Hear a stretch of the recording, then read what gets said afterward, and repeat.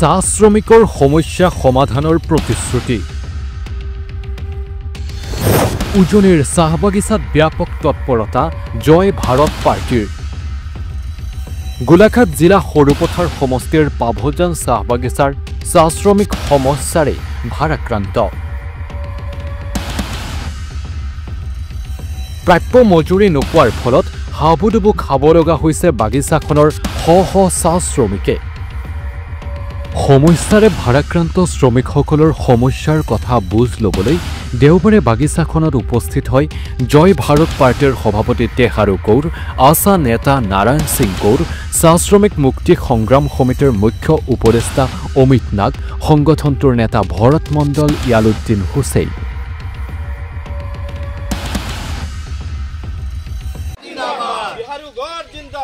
जिंदाबाद जिंदाबाद श्रमिকৰ বহুখন নীতি নচলিব নচলিব শ্ৰমিক ওলাই আহক শ্ৰমিকৰ লাগিবই ভূমি অধিকাৰ দিব লাগিবই ভূমি অধিকাৰ দিব লাগিবই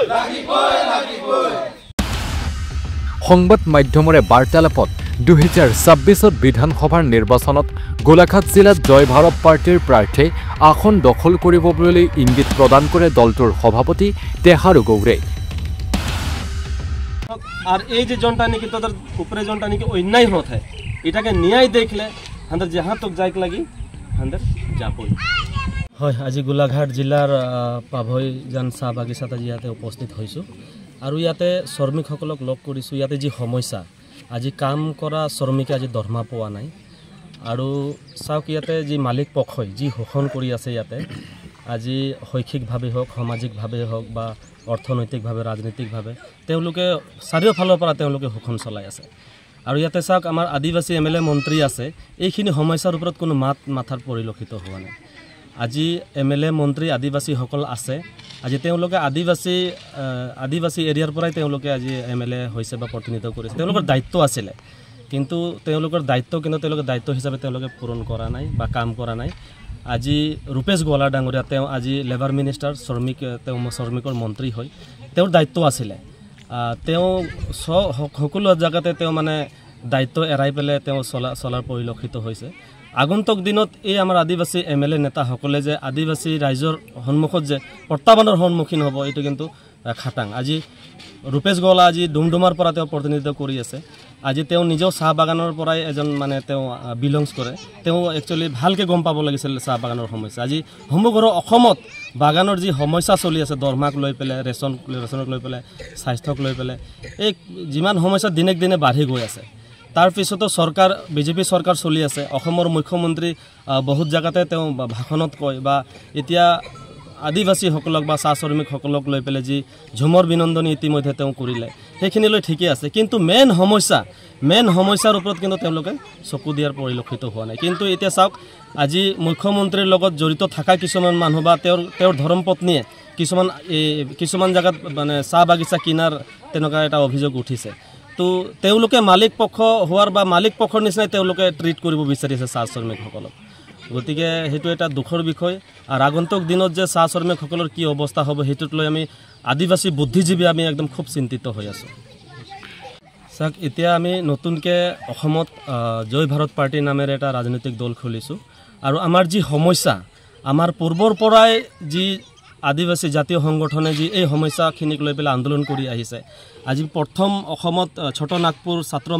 সন্মিলন বুলি এটা সংগঠন আছিলে তাতে সাইমন সিং হৰ বা সন্তোষ তপন তেনেকুৱা তেওঁলোকে প্ৰতিনিধিত্ব কৰিছিলে তেওঁলোকে সংগ্ৰাম কৰি তেওঁলোকে ঢুকাল আজি আশাৰ নেতৃত্বসকল জাষ্টিন লাকৰাই হওক বস্কো চাৰমাকুই হওক তেওঁলোকে এই আন্দোলন কৰি তেওঁলোকে ঢুকাল আজি আমাৰ যিখিনি নেতা তেওঁলোকে আন্দোলনে কৰি আছে গতিকে এই আন্দোলন কৰি দিনবোৰ পাৰ হ'ব আমাৰ সমস্যা কেতিয়াও সমাধান নহ'ব যাৰ কাৰণে আমি গোটেই কথা চিন্তা কৰি আমাৰ পৰিয়ত প্ৰদীপ নাগ ডাঙৰীয়াৰ নেতৃত্বত তেওঁৰ চিন্তাধাৰাত এই জয় ভাৰত পাৰ্টিৰ জন্ম লাভ কৰিছিলে আৰু এই জয় ভাৰত পাৰ্টিটো লৈ আমি সমগ্ৰ অসমত আমি কাম কৰি আছোঁ আৰু আমি এটাই বাৰ্তা দি আছোঁ যে ৰাজনৈতিকভাৱে আমি সজাগতা হ'ব লাগিব আমি ৰাজনৈতিক আন্দোলন কৰিব লাগিব তাৰ বাহিৰে জয় ভাৰত পাৰ্টি পাৰ্টি জিন্দাবাদ জয় ভাৰত পাৰ্টি জিন্দাবাদ তেওঁলোকে ভোট বেংক হিচাপতে ব্যৱহাৰ কৰি আহিছে আদিবাসীসকলৰ যি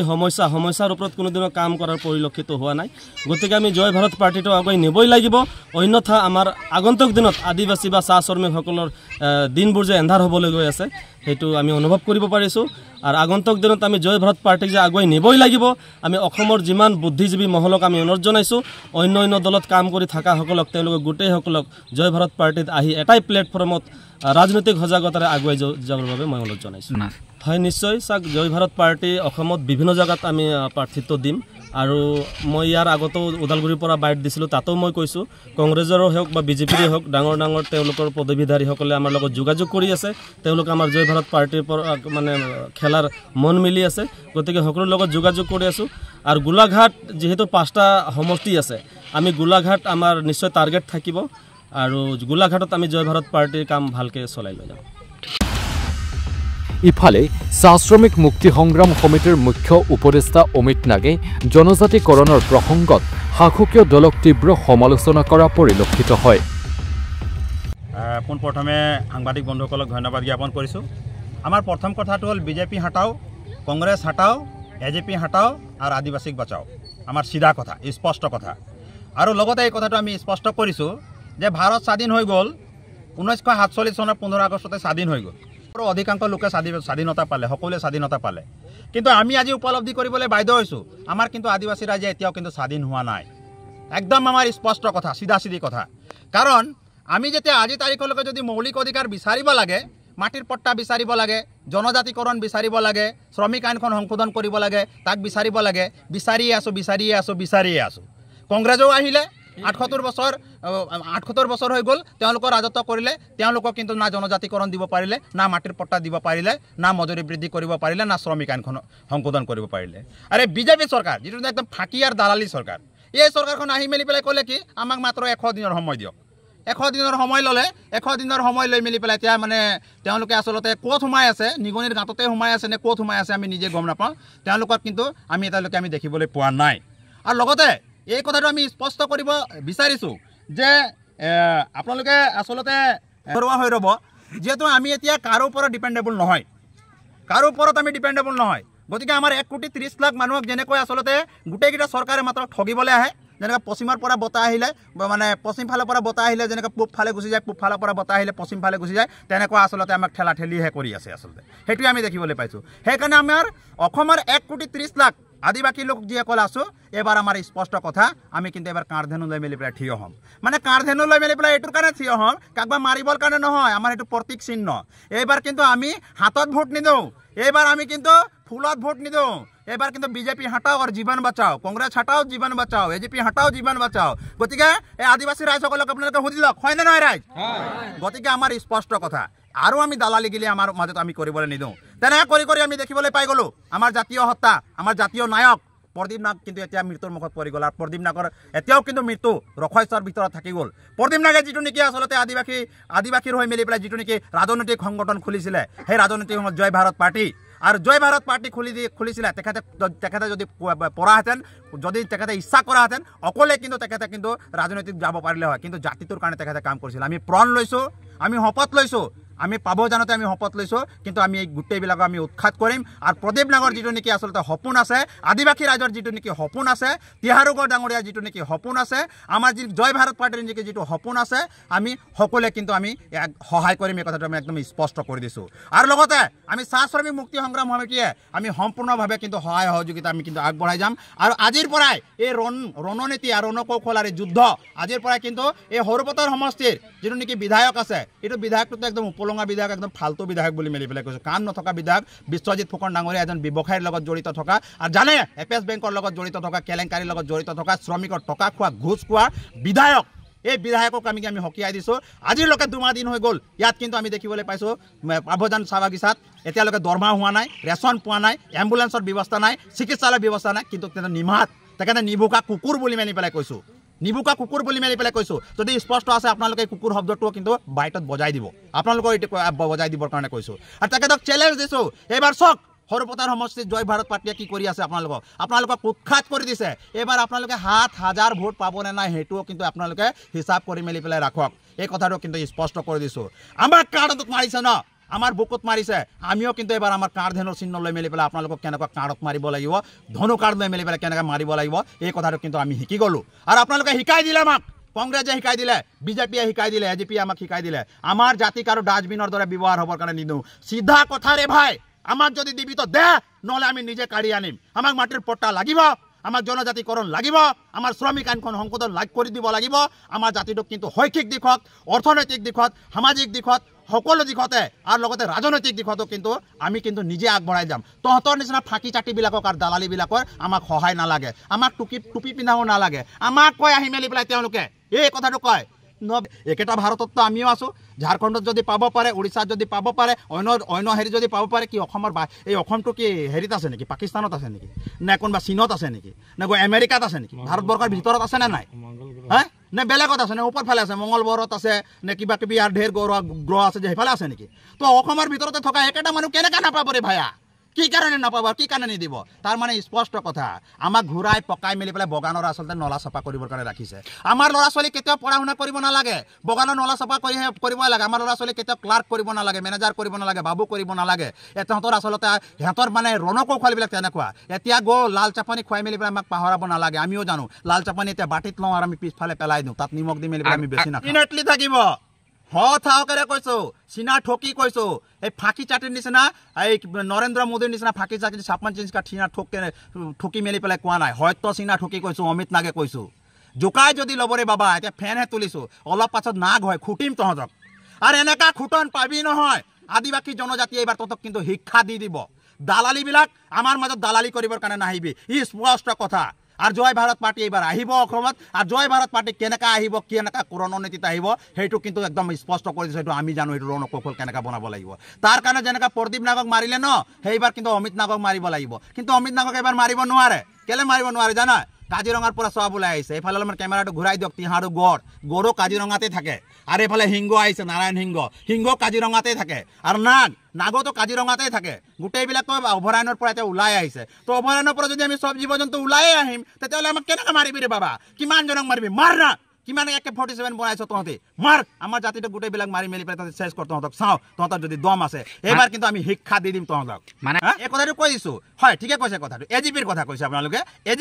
এজিপি হৈ গ'ল আচলতে বিক্ৰী যোৱা দল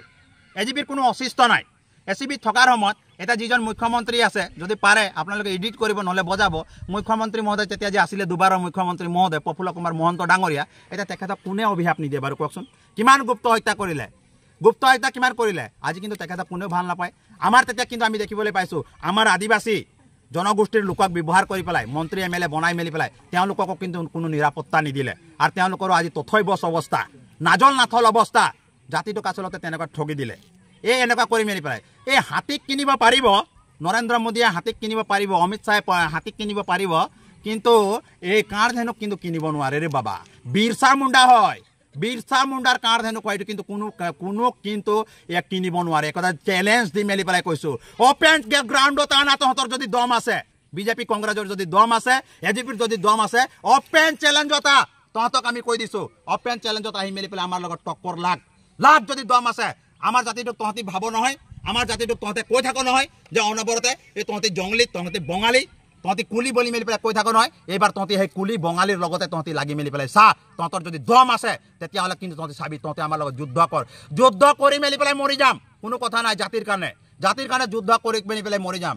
কিন্তু তথাপি কিন্তু এৰাত নাই এই কথা কিন্তু আপোনালোকক স্পষ্ট কৰি দিছোঁ অসম আদিবাসী ছাত্ৰ সন্থা হৈ আজি আমি গোলাঘাট পাভৈজান চাহ বাগিচাত উপস্থিত হৈছোঁ আৰু বিশেষভাৱে আমি ইয়াত উপস্থিত হৈ শুনিবলৈ পালোঁ যে আজি 1 মাহ ওপৰ হৈ গ'ল যে আজি চাহ শ্ৰমিকে যি দৰমহা তেখেতসকলে যি কৰ্ম কৰে এই কৰ্মৰ বিনিময়ত তেখেতসকলে দৰমহাৰ পৰা বঞ্চিত হৈ আছে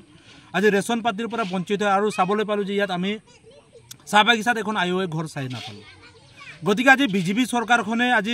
যিভাৱে ঢাক ঢোল বজাই আছে যে আচলতে তেখেতসকলে চাহ শ্ৰমিকক লৈ পেলাই বা পৰিৱৰ্তনৰ যি কথা ক'বলৈ বিচাৰিছে বা কৈ আছে যে চাহ বাগিচা আগতকৈ পৰিৱৰ্তন হৈছে চাহ বাগিচা চাহ শ্ৰমিক আগতকৈ বহু পৰিৱৰ্তন হৈছে বুলি ক'ব বিচাৰিছে বা শিক্ষিত হৈছে বুলি ক'ব বিচাৰিছে কিন্তু আজি আমি চাবলৈ পাইছোঁ যে চাহ শ্ৰমিকৰ দৈনিক মজুৰিখনেই আজি দিব পৰা যি প্ৰাপ্য সেই প্ৰাপ্যৰ পৰা যি বঞ্চিত কৰিছে যি মালিক আছে আজি এই পাভৈজান বাগিচাৰ যি মালিক আজি আমি শুনিবলৈ পাইছোঁ যে বাগিচাৰ মানুহৰ লগত তেখেতৰ একো লেনদেনে নাই বাগিচাৰ মানুহ তেখেতক বিচাৰি যায়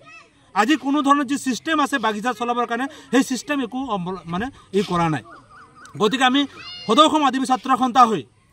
বৰ্তমান যি চৰকাৰ আছে চৰকাৰক আহ্বান জনাইছোঁ যে অতি শীঘ্ৰে এই পাভৈজান চাহ বাগিচাৰ যি সমস্যা আছে সমস্যা সমাধান কৰক আৰু ইয়াত যিজন MLA বিশ্বজিৎ ফুকন বিজেপিৰ বিধায়ক তেখেতে আজি যিজন CM যিজন মুখ্যমন্ত্ৰী ডাঙৰ ডাঙৰ কথা কৈ থাকে যিজন মুখ্যমন্ত্ৰীয়ে একদিন দুদিন পিছে পিছে চাহ শ্ৰমিকৰ ওপৰত কথা কৈ থাকে তেখেতসকলে কৈ থাকে যে আজি আমি 5,000 টকাকৈ ঘোষণা কৰিছোঁ 2,500 টকাকৈ চাহ শ্ৰমিকক দিয়াৰ কাৰণে ব্যৱস্থা কৰিছোঁ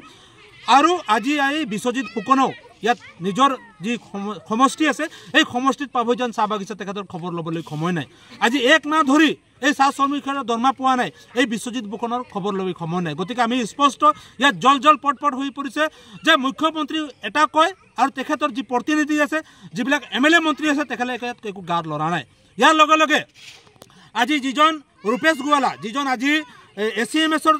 দায়িত্বত আছে মেইন মুৰব্বী হয় চাহ শ্ৰমিকৰ মেইন মুৰব্বী হয় আৰু তেখেতে মন্ত্ৰী দায়িত্বত আছে লেবাৰ মিনিষ্টাৰ যিজন লেবাৰ মিনিষ্টাৰ তেখেতৰ তত্ত্বাৱধানত এইবিলাক কাম আজিৰ তাৰিখত সম্পূৰ্ণ হৈ উঠিব লাগিছিলে আজি এইজন কোটি টকীয়া যিটো ৰাস্তা আপোনালোকে চাই পাইছে CC ব্লক ৰাস্তা আজি আমি চাবলৈ পাইছোঁ এইটো কোনো ধৰণৰ অন্তৰ্গাঁথনি নাই তেখেতসকলে যি ঠিকাদাৰে পাইছে ইয়াত হয়তো 20% তেখেতে ইয়াত যি 100% পৰা 20% কাম নকৰাকৈ তেখেতে বিল আদায় কৰি তেখেতে নিজৰ মুনাফা আদায় কৰিছে আজি এই ৰাস্তাখন সম্পূৰ্ণৰূপে আজি হ'ব লাগিছিলে কিন্তু ৰাস্তাখনৰ কোনো ধৰণৰ ইয়াত অন্তৰ্গাঁথনি নাই আজি বাগিচাত একোটা আমি চাই পোৱা নাই আইৱে ঘৰ চাই পোৱা নাই আজি আমি চাবলৈ পাইছোঁ ইয়াত পূৰ্বৰ পৰা যিটো নামঘৰ আছে আজি যি আমাৰ গ্ৰাম থান বুলি কোৱা হয় এই গ্ৰাম থানৰ অৱস্থা চাওক আজি ইয়াত আসাম দৰ্শনৰ নামেৰে এটা যি স্কিম আছে সেই স্কিম ইয়াত লাগু কৰিব লাগিছিল এই বিশ্বজিৎ ফুকনে কিন্তু আমি চাবলৈ পাইছোঁ ক'বলৈ বাধ্য আজি ডাঙৰ ডাঙৰ যিবিলাক নামঘৰ আছে সেই নামঘৰ হয়তো এই যিটো আমাৰ গ্ৰাম থান আছে গ্ৰাম থানৰ পিছত হৈ যোৱা অনুষ্ঠান হয় কিন্তু এই অনুষ্ঠানত আমি চাবলৈ পাইছোঁ যে অসম দৰ্শন দ্বাৰা কোটি কোটি টকা লাখ লাখ টকা তেখেত দিছে কিন্তু আমাৰ এই নামঘৰ যি আছে নামঘৰ আজিও সেই ব্ৰিটিছ কালৰ পৰা যেনেকৈ চলি আছে এতিয়াও এনেকৈ চলি আছে গতিকে আজিৰ তাৰিখত এটা কথা স্পষ্ট আদিবাসী ছাত্ৰ সন্থাই হওক বা আদিবাসী ৰাইজে হওক আজি শুই থকা নাই অনাগত দিনত ইয়াৰ প্ৰত্যুত্তৰ দিবৰ কাৰণে আজি পাভৈজান চাহ বাগিচাৰ ৰাইজ সাজু হৈ আছে ইয়াৰ প্ৰত্যুত্তৰ 2026 চনত পাব বুলি তেখেতসকলে সাজু হৈ থাকক আৰু ইয়াৰ পৰাই সুকিয়াই দিব বিচাৰিছোঁ যদি অনাগত দিনত এই চাহ শ্ৰমিকৰ যি সমস্যা আছে এই সমস্যাবিলাকক যদি নাচায় চকু বন্ধ কৰি যদি থাকে কুলিৰ ভাও যদি ধৰে তেতিয়াহ'লে 2026 চনত ইয়াৰ প্ৰত্যুত্তৰ দিব ইয়াৰ পাভৈ ৰাইজে বুলি আমি আদিবাসী ছাত্ৰ সন্থা হৈ আহ্বান জনাইছোঁ আৰু অনাগত দিনত 2026 চনত যি ইয়াৰ প্ৰত্যুত্তৰ পাবৰ কাৰণে তেখেত সাজু হৈ থাকক চাহ বাগিচাক আমি এটাই প্ৰতিশ্ৰুতি দিছোঁ আমি কম দিনৰ ভিতৰত যি চাহ শ্ৰমিকৰ যি মজুৰি আজি এক মাহ ধৰি যি বঞ্চিত হৈ আছে লগে লগে যি ৰেচনৰ বঞ্চিত হৈ আছে লগে লগে যে আজি আমি এটাও যে আইৱে ঘৰ চাই পোৱা নাই চৰকাৰী আঁচনি যি ইয়াত ঢুকি পোৱা নাই আমি কম দিনৰ ভিতৰত ইয়াৰ ব্যৱস্থা কৰাৰ কাৰণে আমি প্ৰতিশ্ৰুতি দিছোঁ আৰু কম দিনৰ ভিতৰত ইয়াৰ প্ৰতিশ্ৰুতি আমি দি গৈ আছোঁ বা যি কাম অভাৱ অভিযোগ ইয়াত আছে সেইখিনি কম দিনৰ ভিতৰত কৰিবৰ কাৰণে আমি দায়বদ্ধ আছে আৰু আমি কম দিনৰ ভিতৰত কৰি দেখাম আপোনালোকে চাই পাব ভাৰত স্বাধীন হোৱাৰ পিছত বিভিন্ন ৰাজনৈতিক দলে চৰকাৰ গঠন কৰিলে আৰু বিভিন্ন ৰাজনৈতিক দলে অসমত চাহ বাগিচাসমূহত বসবাস কৰা শ্ৰমিকৰ উন্নয়নৰ কথা ক'লে দীঘলীয়া সময় কংগ্ৰেছ শাসন কৰিলে AGP 2016 চনত অসমত BJP চৰকাৰে চৰকাৰ গঠন কৰিলে তেওঁলোকে ভিজন ডকুমেণ্ট তেওঁলোকে বনালে 10 বছৰ যে আমাক 10 বছৰ সময় দিয়ক এই 10 বছৰৰ ভিতৰত আমি চাহ বাগিচাৰ ৰূপৰেখা সলনি কৰি দিম গতিকে ভিজন ডকুমেণ্টত তেওঁলোকে চাহ বাগিচাত কাম কৰা শ্ৰমিকসকলৰ চাহ শ্ৰমিক আদিবাসীসকলৰ উন্নয়নৰ কাৰণে তেওঁলোকে যিখিনি প্ৰতিশ্ৰুতি তেওঁলোকে দিছিলে আজি 10 বছৰ সম্পূৰ্ণ হ'ল 2016 চনৰ পৰা 2025 চন কেইদিনৰ পিছত শেষ হ'ব এই দুটা বছৰ এই দুটা কাৰ্যকালত তেওঁলোকে এই সমস্যাখিনি সমাধান কৰিব নোৱাৰিলে আমি বিচৰা নাছিলোঁ ধন পুৰস্কাৰ মেলা 2,500 টকা তেওঁলোকে দিছে আমি বিচৰা নাই ফ্ৰী চাউল তেওঁলোকে দিছে আমি নাই বিচৰা অৰুণোদয় তেওঁলোকে দিছে আমি 5,000 টকা নাই বিচৰা আমাক দিছে আমি বিচাৰিছোঁ দৈনিক মজুৰি বৃদ্ধি হ'ব লাগে আমাক দিয়া নাই আমি বিচাৰিছোঁ মাটিৰ পট্টা আমাক দিয়া নাই গতিকে আমি নিবিচৰা বস্তুখিনি তেওঁলোকে দিছে বলপূৰ্বক আৰু এইবিলাকত তেওঁলোকৰ স্বাৰ্থ আছে ভোটৰ স্বাৰ্থ আছে কিন্তু আমাৰ ৰাইজৰ স্বাৰ্থ যি য'ত আমাৰ ৰাইজৰ স্বাৰ্থ দৈনিক মজুৰি বৃদ্ধি হ'ল আমাৰ ৰাইজৰ স্বাৰ্থ আছে আমাৰ ভৰিৰ তলৰ মাটি দখলৰ পট্টা দিয়াত আমাৰ স্বাৰ্থ আছে আমাৰ জনজাতিকৰণ আমাৰ স্বীকৃতিৰ ক্ষেত্ৰত আমাৰ স্বাৰ্থ আছে যিখিনিত আমাৰ ৰাইজৰ বৃহত্তৰ স্বাৰ্থ আছে পাভজান বাকী ৰাইজৰ ক্ষেত্ৰত কি সমস্যা হৈছে আজি পাভজান চাহ বাগিচাত আজি কেইবা বছৰ যোৱা বছৰ আমি কৈ আছোঁ যে ৰাখী শইকীয়াক আমি কৈ আছোঁ যে আপুনি বাগিচাখন ভালকৈ চলক আৰু নহ'লে আপোনালোকে নিজৰ স্থিতি স্পষ্ট কৰক আমাৰ জিলা প্ৰশাসনক আমি কৈছে তেওঁলোকে এতিয়ালৈকে কোনো ধৰণৰ স্থিতি স্পষ্ট কৰা নাই গতিকে যোৱাকালি আমি নটিচ কৰিছোঁ শনিবাৰে যে এক সপ্তাহৰ সময় দিছোঁ এক সপ্তাহৰ ভিতৰত তেওঁ স্থিতি স্পষ্ট কৰক যে তেওঁ বাগান চলাব নে নাই যদি চলাব নোৱাৰে তেতিয়াহ'লে এই বাগিচা আমি বেলেগ এটা মালিকক হস্তান্তৰ কৰাৰ আমি ব্যৱস্থা গ্ৰহণ কৰিম বুলি আমি সিদ্ধান্ত গ্ৰহণ এই মিটিঙৰ কাৰণে আজি আমি ইয়াত গোটেই ৰাইজক লৈ পেলাই আজি ৰাজহুৱা খেলপথাৰত আমি ৰাজ্যভাৱে আমি বহি পেলাই আমি সিদ্ধান্ত গ্ৰহণ কৰিছোঁ যে অতি শীঘ্ৰে আমি গোলাঘাট জিলা প্ৰশাসনৰ লগত আলোচনা কৰি আমি এই বাগিচাত আমি এক সুস্থিৰ পৰিৱেশ আনিবলৈ চেষ্টা কৰিম যিহেতু দৰমহা আৰু ৰেচন দিব পৰা নাই আৰু যি মালিকে দৰমহা বা ৰেচন দৰমহা এইখিনি দিব নোৱাৰে তেওঁৰ মালিকী স্বত্বৰ অধিকাৰ নাথাকে কি সমস্যা গতিকে আমাৰ বাগানটো ভাল কৰক সেইটোৱে আমাক লাগে আমাৰ ল'ৰা ছোৱালী যিমান লেবাৰ আছে আমাৰ চব কষ্ট পাই আছে কি কাৰণ মানে ৰেচন নাই দৰমহা নাই ঘৰ পানী একো নিদিয়ে আমাক কামটো কৰা এক মাহ দিন হৈ গ'ল আজি দৰমহা পাতি একো নাই কোনে নিদিয়ে ৰাখী শইকীয়া কোন হয় তেখেত মালিক কি কৈছে তেখেতে বাগান চাব নাযায় লেবাৰৰ ঘৰ একো নাচায় মানে লেবাৰ ওপৰত তাৰ মৰম দয়া একো নাই তেখেত আহে নাহে বাগানত নাযায় লাইনত নাহে ক'তো মানে সি নোলায় বংলাৰ পৰা এদিনো অহা নাই নেকি নাই মানে আমাক লাগে বাগান চাবলৈ মেনেজাৰ লাগে গোটেই আমাক বাগানৰ চকীদাৰ লাগে একো নাই সেইকেইটা গোটেই বাগান ধ্বংস হৈ গৈছে ৰেচন কিমান দিনৰ পৰা পোৱা নাই ৰেচন 3 মাহ মানে কালি দিছে কিমান কোৱা মেলাক নহ'লে নিদিয়ে নিজৰ মনত যে আজি মই ৰেচনখন দিছোঁ ল'বলৈ আহা বুলি নকয় আমাক আমি কম দৰমহা কাৰণৰ অফিচ যাব লাগিব ৰেচন কাৰণৰ অফিচ যাবলৈ কিবা এটা বিষয় হ'লে অফিচ গ'লেহে হয় আমাৰ নিজৰ মনত নিদিয়ে একো সেইটোৱে আমাৰ মালিকটো নাথাকে মানে আমাৰ কিবা ডাঙৰ বিপদ হ'লেও আমি যাম বুলি ক'লে বাইদেউক লগ নাপাওঁ আমি এম্বুলেন্সৰ সুবিধা কেনেকৈ ধৰণৰ দিয়ে এম্বুলেন্স আছে মানে তাত তেল নাই ড্ৰাইভাৰ নাই তেনেকৈ হৈ যায় মেডিকেল গ'লে দৰৱ এখন দিব জ্বৰ দিলেও সেইটোৱে দিব মাথা বিষ হ'লেও এইটোৱে দিব পায়খানা হ'লেও টেবলেট উপস্থিত ৰাইজ পাভজান চাহ বাগিচা আৰু আমাৰ গোলাঘাট সংঘৰ সভাপতি সম্পাদক আৰু যোৰহাটৰ ওদালগুৰি আমাৰ গড় ডাঙৰীয়া আৰু চিং ডাঙৰীয়া তেখেতলোকে ধন্যবাদ জ্ঞান প্ৰদান কৰিছোঁ যি আজি আমাৰ পাভজান চাহ বাগিচা যি আমাৰ মৌলিক সমস্যা গোটেই পাভজান পৰিস্থিতি তেওঁ আজি সময়মতে দৰমহাৰ প্ৰয়োজন চবৰ আজি নোখোৱা নোবোৱাকৈ কষ্ট ইমান 8 ঘণ্টা খাটি পিনে যে আমাৰ দৰমহা বেতনটো পাবলগীয়া কষ্ট আৰু দুৰ্বলতাৰ কথা আৰু 1 নম্বৰ আমাৰ যি প্ৰাপ্যকেইটা সময়মতে নিদিয়ে ৰেচন দৰমহা আৰু বিশেষকৈ যিমান ঘৰ ভাড়ালৈকে আৰু যি আমাৰ লেনদেন আৰু PFৰ সেইকেইটা সম্পূৰ্ণৰূপে ইয়াত আদায় দিয়া নাই তো সেই বিষয়লৈ মই এতিয়া ৰাইজক ক'ব বিচাৰিছোঁ যি আমাৰ আজি ইমান দিন আমি হৈ থকা হিয়াল নিচিনা আছিলোঁ এতিয়া আমি ৰাইজে গোটেই শ্ৰমিকে জাগৃত হৈছোঁ যিটো আমি পাব লাগে তেনেকুৱা প্ৰাপ্যৰ প্ৰতি আমি বঞ্চিত হৈ গৈছোঁ আৰু আমাৰ আগন্তুকলৈকে আৰু পৰিস্থিতি বেয়া হৈ আছে সেই তাকে কৈ মই আজি সমূহ ৰাজ্যলৈ আহ্বান কৰিছোঁ তেখেতে গোটেই ৰাইজে ওলাই আহে আগত যেনেকুৱা আছিলোঁ তেনেকুৱা আজি আমি আগত মাইকী মানুহ যদি কেঁচুৱা যদি কান্দে তেওঁক যদি গাখীৰ খুৱাব লাগে তো আমাৰ স্বত্বধায়কে তেওঁলোকক একো আমাৰ চিন্তা চৰ্চা সিদ্ধান্ত একো নিদিয়ে কি নাম মালিকজনৰ নাম ৰাখী শইকীয়া আৰু নিপুল শইকীয়া তেওঁলৈ মই আহ্বান এটা জনাইছোঁ যে আমাৰ অসম চৰকাৰে আৰু আমাৰ MLA বিশ্বজিৎ ফুকনো তেওঁ আমাৰ ইয়াৰ চিন্তা কৰিব লাগিছিলে যে বাগানখন এনেকুৱা এটা পৰিস্থিতি আছে আজি ওচৰত আছে আমাৰ সৰ্বতি সমষ্টি আৰু জিলা প্ৰশাসনীয়লৈ মই আহ্বান কৰিছোঁ যাতে আমাৰ যি আজি যদি আমি আগত বহুত দিন ধৈৰ্য কৰিলোঁ, এতিয়া আমি ধৈৰ্য কৰিবলৈ সময় নাই। আৰু যি ভাবিছোঁ আজি কৰি পিনে আমি এতিয়া মাৰ্কিং কাপোৰ লৈ মই এটা সিদ্ধান্ত থিৰিং কৰিছোঁ যে আজি অখলাই পিনি জিভা চাফাই কৰি পিনি ডাইৰেক্ট তেওঁক বাধ্যতা হৈ ক'ব লাগিব যে একটক বাগান চলক, নহ'লে একটক হস্তান্তৰ বিক্ৰী কৰক। তাৰ বিনিময় আমি তাৰ ব্যৱস্থাটো গোটেই শ্ৰমিক ৰাইজে আমাৰ মেনেজমেণ্ট কমিটি কিমান শ্ৰমিক আছে ইয়াত? কিমান শ্ৰমিক আমাৰ ইয়াত 130টা শ্ৰমিক আছে ৱৰ্কাৰ হিচাপে। তেওঁলোকে আৰু মুঠ কিমান আছে? মুঠ আমাৰ ইয়াত পাৰ্মানেণ্ট ৱৰ্কাৰ 130 কৰি আছোঁ এতিয়া, মানে 130জনে কৰি আছোঁ। আৰু বাকী আমাৰ 250জন আছে। তেওঁলোকৰ ইয়াত টেম্পৰেৰীকেইটা কোনো কাম বন নিদিয়ে। আৰু বাকীকে এতিয়া বাগানখন ইমান পাত বিশেষকৈ হৈ আছে, আমাৰ ফেক্টৰীও নচলে আৰু যি 2 মাহৰ দৰমহা বেতনো নাই দিয়া। আমাৰ যি শ্ৰমিকৰ যি দিন হাজিৰা মঞ্জুৰিটো সেইটো সম্পূৰ্ণ ভালদৰে নিদিয়ে। এতিয়া যোৱাকালি কোৱাৰ কাৰণে ৰেচনটো আমাৰ দিছে, ইমানেই আৰু একো নাই।